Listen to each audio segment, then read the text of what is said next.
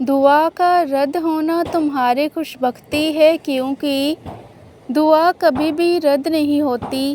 دعا کے ہزار معنی ہیں۔ یقین اور دعا کا رشتہ بہت نازک مگر بہت مضبوط ہوتا ہے۔ بعض اوقات اللہ سبحانہ و تعالیٰ ہمیں ہماری دعاؤں کا فوری جواب نہیں دیتا، کیونکہ وہ جانتا ہے کہ کب اور کیا ہمارے حق میں بہتر ہے۔ حضرت ابراہیم علیہ السلام اور حضرت زکریا علیہ السلام جیسے انبیاء کے دعاؤں میں تاخیر ہمیں یہ سبق سکھاتی ہے کہ بندگی کا اصل مفہوم اللہ پر مکمل بھروسہ ہے، چاہے وہ ہمیں فوراً دے یا دیر سے۔ دعا کا رد ہونا دراصل کبھی کبھار ہماری بھلائی کے لیے ہوتا ہے، نہ کہ محرومی کے لیے۔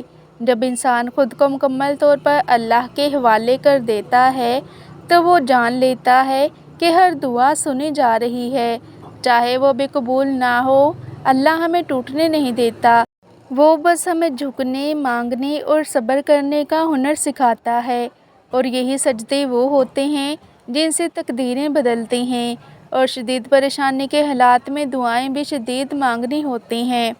دعا کی قبولیت کی 3 صورتیں ہیں: یا تو وہ مراد پوری ہو جاتی ہے، یا اس کی برکت سے آنے والی مصیبتیں دور ہو جاتی ہیں، یا وہ دعا آخرت کے لیے ذخیرہ ہو جاتی ہے۔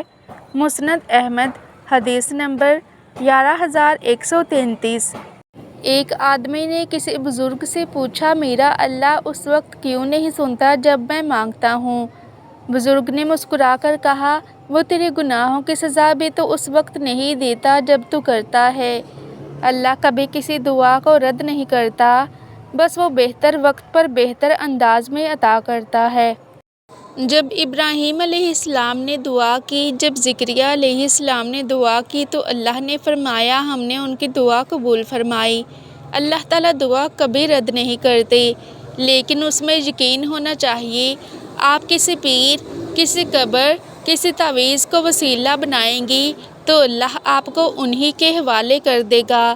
آپ ایسا مت کیجیے گا۔ دعا کے قبول نہ ہونے میں بھی بہتری ہے۔ اگر آپ کی دعا قبول نہیں ہو رہی تو اس کا مطلب یہ نہیں کہ اللہ نے آپ کی دعا نہیں سنی، بلکہ اس کا مطلب یہ ہے کہ اللہ نے آپ کی دعا کو کسی اور طریقے سے قبول کیا ہے۔ ہو سکتا ہے کہ آپ کی دعا کسی آنے والی مصیبت کو ٹالنے کے لیے قبول کی گئی ہو، یا اس دعا کا اجر آپ کو آخرت میں دیا جائے۔ ممکن ہے کہ اللہ نے آپ کو وہ چیز نہ دی ہو جو آپ مانگ رہی تھی، لیکن اس کے بجائے آپ کو اس سے بہتر چیز عطا کی ہو۔ سیدنا ابو ہریرہ رضی اللہ تعالیٰ عنہ سے روایت ہے کہ رسول اللہ صلی اللہ علیہ وآلہ وسلم نے فرمایا کہ جو مسلمان بھی کسی چیز کے مانگنے کے لیے اللہ تعالیٰ کی جانب منہ اٹھاتا ہے اور دعا کرتا ہے تو اللہ تعالیٰ اس کو وہ چیز ضرور عطا فرما دیتا ہے، یا اس کے لیے اسے آخرت میں ذخیرہ کر دیتا ہے۔ بحوالہ مختصر الترغیب و ترہیب، حدیث نمبر 553۔ اس لیے دعا کا رد ہونا ایک خوش بختی ہے، کیونکہ اللہ سبحانہ و تعالیٰ آپ کے وہ دعا قبول نہ کر کے آپ کو بہت بڑے نقصان سے بچا لیتے ہیں۔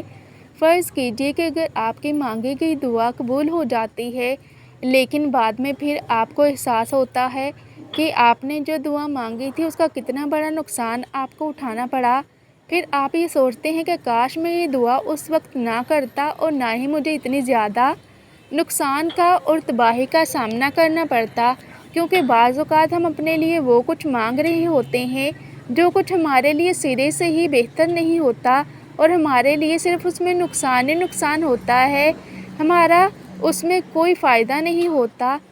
کیونکہ بعض اوقات ایسا ہوتا ہے کہ کوئی ایسا پھول جو ہمیں دور سے بہت زیادہ خوبصورت دکھائی دیتا ہے، لیکن جب ہم اس کو نزدیک جا کر چھوتے ہیں تو ہمارے ہاتھ تک زخمی ہو جاتے ہیں اور ہمیں بہت زیادہ تکلیف ہوتی ہے۔ اسی طرح بعض اوقات ہم ایسے دعائیں مانگ رہے ہوتے ہیں جو ہمیں تو خوشنما لگتی ہیں، جو ہمیں تو اپنے لیے بہتر محسوس ہوتی ہیں، لیکن ان دعاؤں کے پیچھے چھپی ہوئی تکلیف اور اذیت کو صرف اللہ سبحانہ و تعالیٰ ہی جانتے ہیں۔ اس لیے آپ بس دعا مانگیں اور اللہ سبحانہ و تعالیٰ پر چھوڑ دیں، اور اگر آپ کی کوئی دعا قبول نہیں ہو رہی تو آپ مایوس مت ہوں، بس اللہ سبحانہ و تعالیٰ سے بہتری کی دعا مانگیے اور اللہ سبحانہ و تعالیٰ پر آنکھیں بند کر کے یقین کر لیجیے، کیونکہ وہ اپنے بندوں کی دعاؤں کو سنتا ہے اور ان کے لیے بہترین فیصلہ کرتا ہے۔ ویڈیو کے اختتام پر آپ سب سے گزارش ہے کہ اگر آپ کو میری آج کی ویڈیو اچھی لگی ہو تو اس کے لیے میری ویڈیو کو لائک، شیئر اور میرے چینل کو سبسکرائب ضرور کر لیجیے گا، تاکہ آپ کو میری ہر نئی اپلوڈ ہونے والے ویڈیوز کا نوٹیفیکیشن ٹائم پر ملتا رہے۔ جزاک اللہ، خوش رہیں اور خوشیاں بانٹتے رہیں۔